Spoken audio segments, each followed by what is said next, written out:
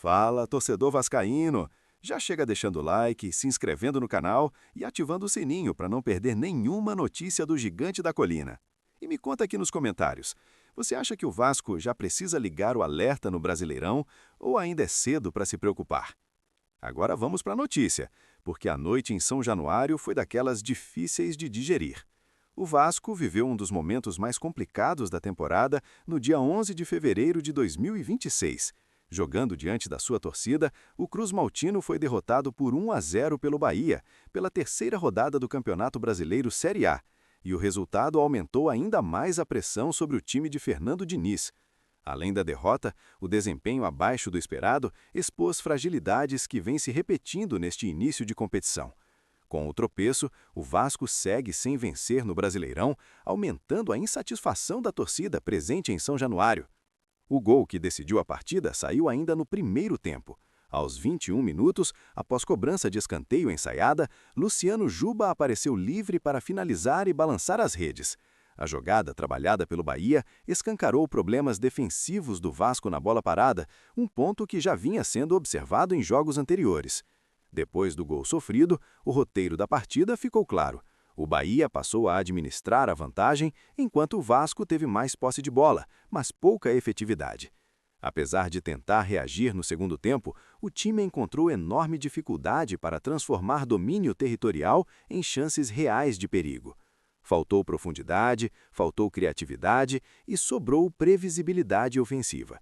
O atacante Cláudio Spinelli, recém-regularizado no bid da CBF, foi acionado por Fernando Diniz e fez sua estreia oficial. Existia expectativa sobre seu impacto imediato no setor ofensivo, mas o argentino não conseguiu mudar a dinâmica da partida nem criar oportunidades decisivas. Outro nome que chamou atenção, de forma negativa, foi Felipe Coutinho. O meia teve atuação discreta, pouco participativa e acabou sendo alvo de vaias da torcida na segunda etapa. A reação das arquibancadas refletiu o momento ofensivo pouco inspirado da equipe. Com o resultado, o Vasco soma apenas 1 ponto em 3 rodadas, com 1 derrota e 2 empates, e entra na zona de rebaixamento, uma posição que naturalmente aumenta a pressão sobre elenco e comissão técnica logo no início da competição. E quando a fase dentro de campo não encaixa, a análise tática começa a pesar ainda mais. Observando o jogo de forma estratégica, ficou evidente a dificuldade do Vasco na construção ofensiva.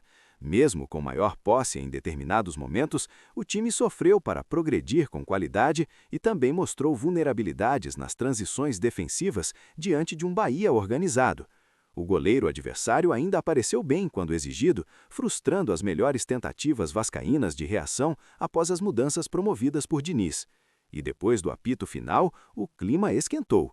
A pressão da torcida foi intensa, com gritos direcionados ao treinador e manifestações de insatisfação envolvendo diferentes setores do elenco, um reflexo claro do descontentamento com o desempenho neste início de Brasileirão.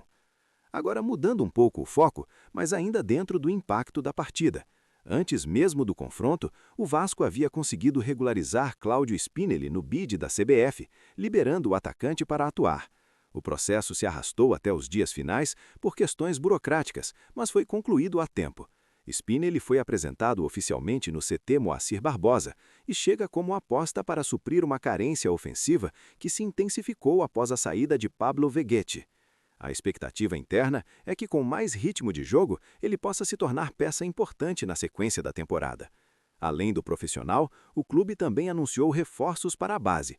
Os atacantes Neto e Murilo foram contratados para integrar as equipes Sub-20 e Sub-17, reforçando o projeto de desenvolvimento de jovens talentos, uma estratégia que também dialoga com sustentabilidade esportiva a longo prazo.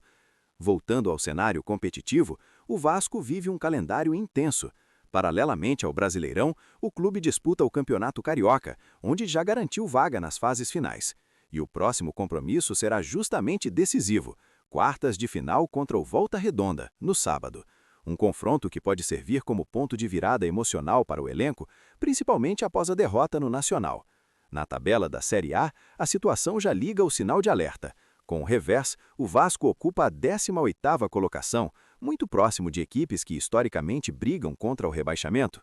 Um início irregular que exige reação rápida para não comprometer a campanha em pontos corridos. Do outro lado, o Bahia vive momento aposto. O triunfo manteve a invencibilidade da equipe, que chegou a 7 pontos e assumiu momentaneamente a liderança do campeonato, mostrando força neste começo de competição. No fim das contas, o dia 11 de fevereiro de 2026 deixa um recado claro. Entre resultado negativo, pressão da torcida, desempenho irregular e expectativa frustrada com reforços, o Vasco acende um alerta importante para a sequência da temporada. Mais do que uma derrota isolada, o jogo expôs problemas que precisam ser corrigidos rapidamente se o clube quiser evitar um ano de sofrimento no Brasileirão.